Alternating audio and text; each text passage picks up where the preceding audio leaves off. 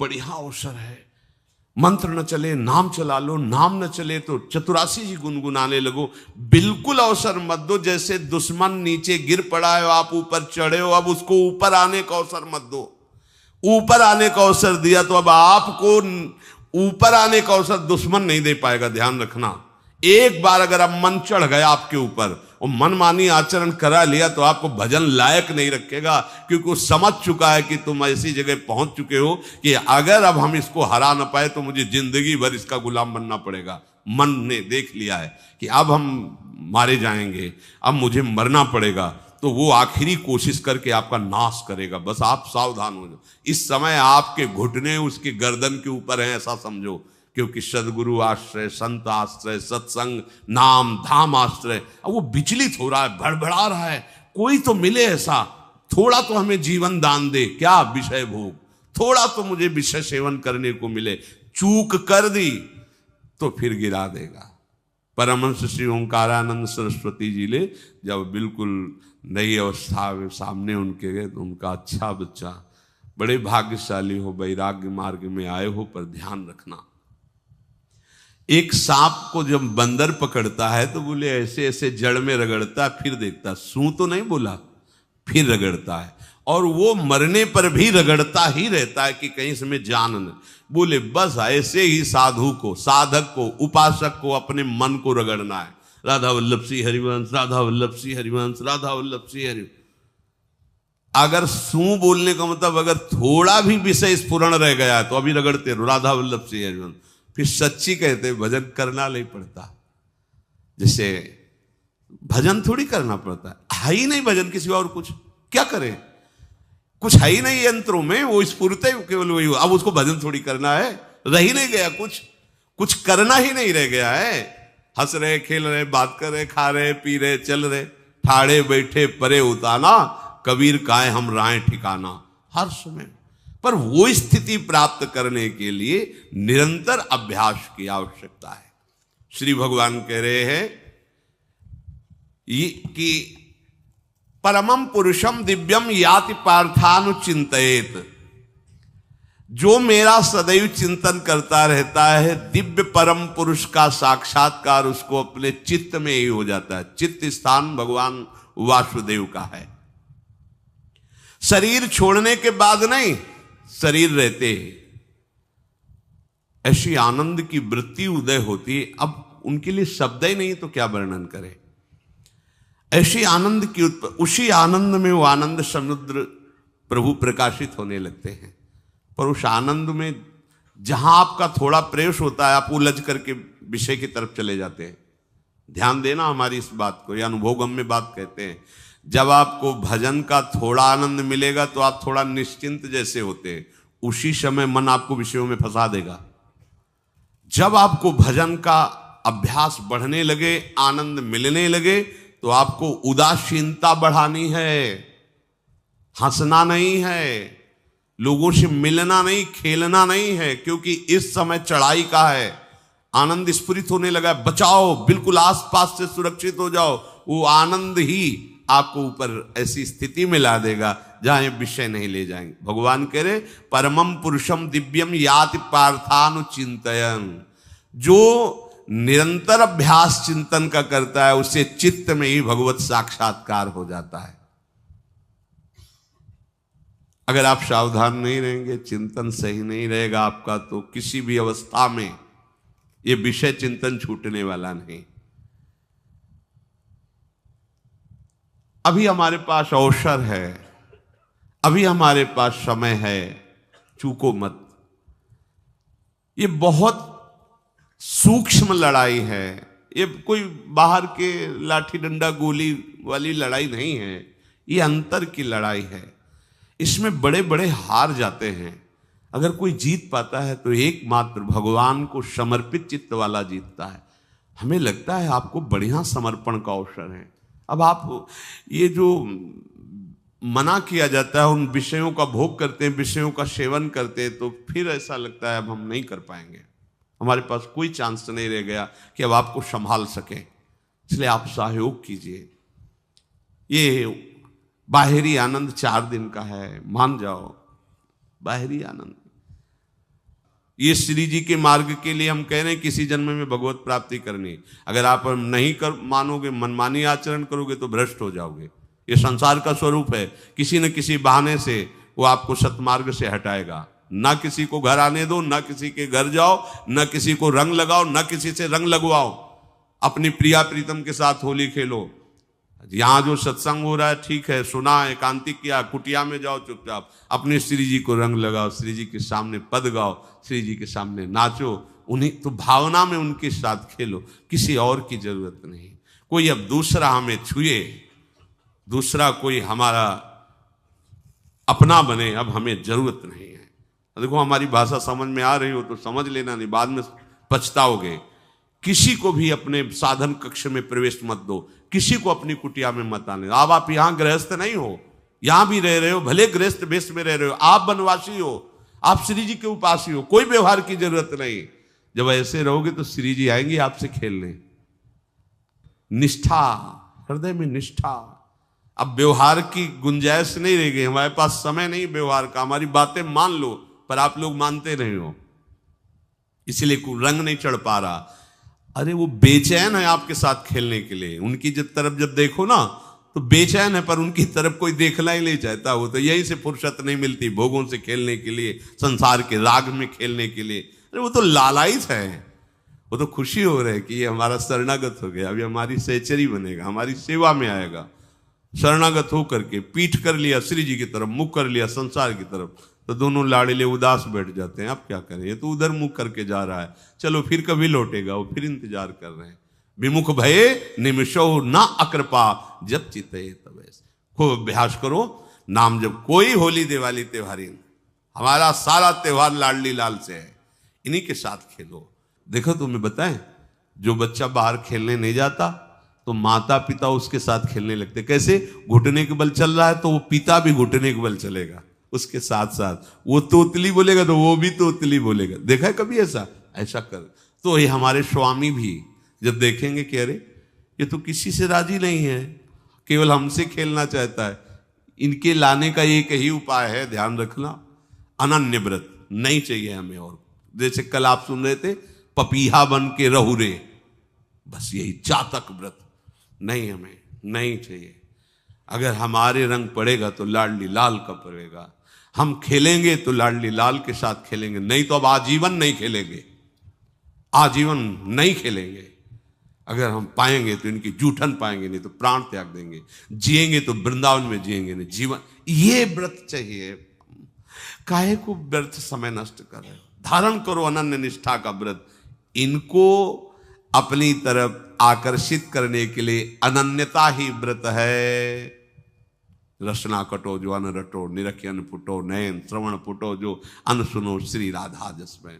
कोई भी सत्संगी कोई व्यसन न करे, अन्य किसी से संपर्क न करे, खूब पद गाओ, खूब नाचो, अपना दरवाजा कुटिया का बंद करके खूब रो, नाचो, खेलो, कूदो, उन्हीं से वो खेलने लगेंगे। उनको चैन नहीं है आपके सिवा, आप चैन से रह रहे हो। हमारे प्रिया प्रीतम आपका इंतजार कर रहे हैं, तभी आप पर हेतु की कृपा की। ये बात अंदर की समझो, प्रिया प्रीतम अंदर से आपको बहुत प्यार करते हैं, पर हम देखते हैं कि आप प्रिया प्रीतम से प्यार नहीं करते।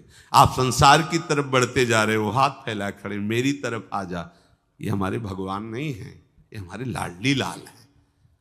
हम इनको भगवान नहीं, ये तो प्रेम के खिलौना दो खेलत है, प्रेम खेल। हमारे रसिकों ने इनको भगवान नहीं माना। अगर कोई संकट आया तो अपने आंचल में छुपा के इनको लेके भागे। ये नहीं सोचा कि अखिल लोक ब्रह्मांडों का ईश्वर, इसको छुपा के भागने की क्या जरूरत है। चाहे बिहारी जी को, चाहे राधा वल्लभ लाल को, जब कभी कोई ऐसा भय आया है तो ऐसा नहीं सोचा कि भगवान रक्षा करेंगे, नहीं, इनकी रक्षा हमें करनी है। इनको छुपा करके, कभी काम वन में राधा वल्लभ लाल को, कभी बिहार वन में से बिहारी जी महाराज, छुपा छुपा के अपने अपने ठाकुरों। तो हमारे ये लाडले हैं, प्यारे हैं, इन्हीं के साथ खेलना है, इन्हीं में रहना है। अब इन्हीं के पास रहना है, इन्हीं में रहना है। दो बात ध्यान रखो, इन्हीं के पास रहना है, इन्हीं में रहना है, बस। अब यही हम नहीं कर पाते, वही जो शुरुआत सत्संग में की थी, सबकी ममता ताग बटोरी, मम पद मन। ये भारी बात है, भारी बात है। जितनी जल्दी आप उदास हो जाओ संसार से, उतनी जल्दी मुस्कुराहट आ जाएगी प्रिया प्रीतम के मुख में आपके लिए। आप जब मुस्कुरा रहे उधर तो वो उदास बैठे कि हमारी तरफ क्यों नहीं देख रहा। अब हमें अपने प्यारे को उदास नहीं करना, प्यारे को मुस्कुराहट से युक्त करना है। क्या हम उदास हो जाएं? ताते मौन रहे वो उचित है, जगते भयो फिरे बैरागी, वृंदावन रस में अनुरागी। इसकी खूब चिंतन परायण रहो, कोई भी विषय का सेवन ऐसा ना करो जो आपकी बुद्धि भ्रष्ट कर। कोई आपने ऐसा गंदा व्यसन, गंदी बात, गंदी चेष्टा आप परसों नरसों, फिर आगे क्या? आपका जो साधन मार्ग वो ढक जाएगा, फिर प्रमाद छा जाएगा। हमें किसी भी उत्सव में, किसी भी उत्साह में अपनी प्यारी जू की अनन्यता और सिद्धांत को नहीं छोड़ना, अपने मार्ग में चल। ये अध्यात्म है, अध्यात्म। ये दान पुण्य की बातें नहीं है, ये लोक लोकांतर में भटकने की बातें नहीं है, सीधे भगवत प्राप्ति की बातें हैं। यत करोषि, जो भी तुम करोगे वो तुम्हें अपने आराध्य देव के लिए करना है, आराध्य देव को समर्पित करना है। देहाभिमान अभी कुछ ही समय में गलित हो रहा है, ऐसा आपको अनुभव होने लगेगा। कैसे समझेंगे देहाभिमान गलित हो रहा है? जब आपका अपमान हो और आपको कोई फर्क न पड़े, आपका सम्मान हो, आपको कोई हर्ष नहीं हुआ, बड़ा लाभ हो गया, कोई सुख नहीं हुआ, बड़ी हानि हो गई, कोई दुख नहीं हुआ, शरीर स्वस्थ है, कोई हर्ष का विषय नहीं, शरीर अस्वस्थ है, कोई शोक का विषय नहीं। यह है देहाभिमान गलित होने का स्वरूप। यत करोषि, तो जो भी हम करें, पापाचरण भी करें तो श्री भगवान को अर्पित कर दे। बोले नहीं, तस्मात् शास्त्रम प्रमाणम ते कार्याकार्यो व्यवस्थितो। जो तुम्हें करना है उसमें प्रमाणित कार्य करने हैं, शास्त्र के अनुसार।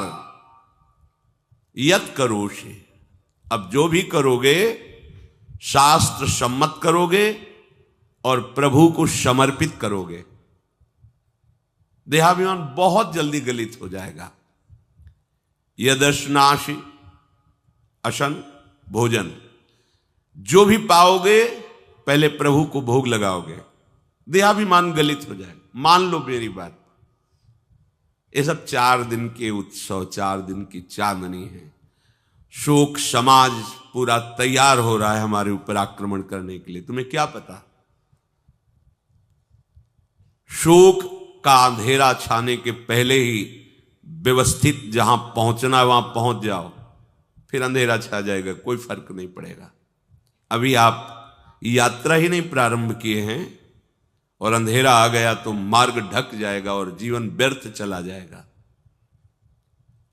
कुछ भी मत खाओ। कैसी धूर्तता हमारी बुद्धि में बैठी है। रसेंद्री की तृप्ति के लिए हम गुरुजनों की आज्ञा को रौंद करके चंद विषयों का सेवन करते हैं। धिक्कार है जीवन को। यदि आज्ञा उल्लंघन करके अमृत भी पीने को मिले तो विष हो जाएगा, ध्यान रखना। इंद्रियों की चाटुकारिता करते हद हो गई। अरे संसारी पुरुष में ऐसा देखे तो चलो, लेकिन जो भगवत मार्ग के पथिक, धिक्कार तुम्हारे जीवन को। प्रियाजू को बिना भोग लगाए अर्पित किए तुम पाने के लिए उत्साहित कैसे हो रहे हो? जिन वस्तुओं को निषेध किया गया है उनकी तरफ स्वप्न में भी अगर गति हो तो जलन होनी चाहिए कि स्वप्न में भी हमने कैसे स्वीकार कर लिया। कभी कभी ऐसा लगता है कि भगवत प्राप्ति बहुत कठिन है, ये समझने वाले नहीं। मेढक को तौलने का अगर हमें आदेश मिले तो तौलना बहुत कठिन है। 5 रखो, 2 उधर छिटक के चले गए, उनको घसीटो तो 3 पहले वाले फिर उतर के चले, ऐसे है। सावधान हो जाओ। ये आज्ञा का उल्लंघन तुम्हारे लिए नारकी गति का काम करेगा। अगर आज्ञा है कि अमृत नहीं पीना तो मत पीना, नहीं वो विष हो जाएगा। और अगर आज्ञा है विष पी लीजिए तो गरल सुधा रिपु करहि मिताई, गोपद सिंधु अनल शीतलाई। वो विष अमृत हो जाएगा, तुम्हारा शत्रु तुम्हारा मित्र हो जाएगा। ये भव समुद्र गाय के खुर के गड्ढे के समान हो जाएगा। आज्ञा पालन बहुत बड़ी सिद्धि है। ये मूढ़ता का त्याग कीजिए। आप जानते हो, जानते नहीं है? नहीं, तुम नहीं जानते हो, तुम्हें वो जान रहे हैं। अगर तुम अपना आनंद चाहते हो, सुख चाहते हो, तो आज्ञा पालन करो। इसी से देहाभिमान गलित होगा। तुम्हारी एक एक वृत्ति उस सर्वात्मा प्रभु बैठे देख रहा है, और उन्हीं के रिझाने के लिए तो तुम्हें मानव देह मिली, भगवत मार्ग मिला। ये ध्यान रखो, एक बार भी बिना भोग अर्पित किए हुए जो पाओगे वही तुम्हारी बुद्धि भ्रष्ट कर देगा। देख लो आंख खोल के कैसे बुद्धि भ्रष्ट होती है। वो अपने आराध्य देव इष्ट देव की ही निंदा करने लगता है, आराध्य देव इष्ट देव के विपरीत चलने लगता है। ये बुद्धि गिरी मतलब सर्वनाश। जो शास्त्र में कहा गया है, कामः संजायते क्रोधा क्रोधा स्मृति विभ्रमा स्मृति भ्रंशात् बुद्धिनाशो। बुद्धिनाश को ही कहा गया प्रणश्यति, नष्ट हो गया, वो किसी काम का नहीं। यत करोषि, जो भी कर रहे हो वो प्रभु के लिए हो और प्रभु को अर्पित करो। यदश्नाश, जो भी असन भोजन करते हो, जो भी तुम्हारी जिह्वा में जाए, अगर तुम इसी जन्म में भगवत प्राप्ति करना चाहते हो तो बिना भोग लगाए मत पाना, मान लीजिए।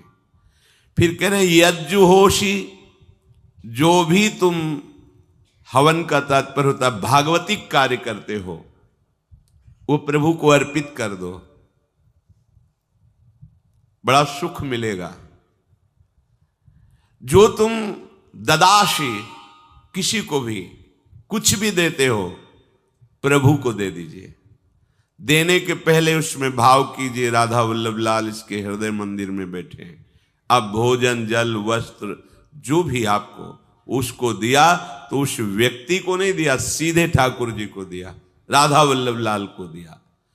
यत तपस्यासी, जो भी तुम तपस्या कर रहे हो, काम वेग को सह रहे हो, क्रोध को सह रहे हो, गर्मी सर्दी सह रहे हो, अनुकूलता प्रतिकूलता सह रहे हो, ये भी प्रभु को अर्पित कर दो। भगवान आदेश कह रहे हैं तत्कुरुष्व मदर्पणम। ये सब मेरे को अर्पित करने का मतलब मेरी पूर्ति नहीं हो जाएगी, तेरी पूर्ति हो जाएगी।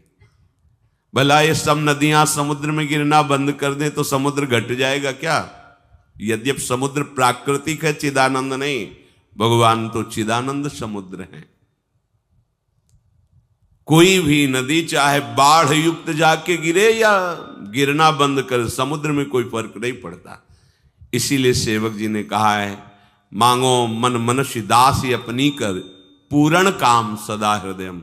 हे पूर्ण काम प्रभु, यद्यपि आपको मेरी जरूरत नहीं है, पर मैं अपने लिए मांग रहा हूं कि अपनी दासी बना लीजिए। मद भक्तो मईश्वरे सर्वज्ञे परम गुरु वासुदेवे समर्पित सर्वात्म भावः यत् पश्यति शृणोति स्पृशति वा सर्वमेव भगवान वासुदेवः इत्येवं गृहाविष्ट बुद्धिर मद भक्तः सन एतत् यथोक्तम सम्यक दर्शनम विज्ञाय मद भावाय मम भावो मद भावः परमात्म भावस्तस्मै परमात्म भावो योपपद्यते युज्यते घटते मोक्षम गच्छति। वेद कहता है, भगवान की वाणी, मद भक्तो, जो मेरा भक्त हो गया है। अभी हम देह भक्त हैं, भोगों के भक्त हैं, विषयों के भक्त हैं, काम क्रोध लोभ मोह जब जो चाहता है हमें परास्त कर देता है। लेकिन जो मद भक्त हो गया उसको नहीं। बाहरी वेश परिवर्तन से मद भक्तो नहीं होता। कभी कभी हंसी आती है कि अमृत कुंड को छोड़ करके मल कुंड का स्वाद लेने के लिए कितना लालायित है जीव। कैसी मंद बुद्धि, मतलब एकदम लगता है कि वाह प्रभु आपकी है विचित्र माया है। ये इधर कूदे तो अमृत कुंड है, इधर कूद रहा है मल कुंड है। वो जानबूझ करके अमृत को त्याग करके मलकुंड में जा रहा है, जहां हमारी प्यारी जी और प्यारे जी की ऐसी सुख वृत्ति है, वेणु कानन कुणित श्रवण सुंदर सुनत मुक्ति सम सकल सुख पाए पग पेलिरी। मोक्ष सुख को भी लात मार करके जिस सुख में बढ़ा है, कैसा कैसा तुम्हारा आश्रय है। हमारे युगल सरकार का ऐसा सुख है कि मोक्ष सुख थूक देने योग्य हो जाता है, और आप युगल सरकार को एक तुच्छ विषय के लिए छोड़ देते। कैसे भक्त हो तुम।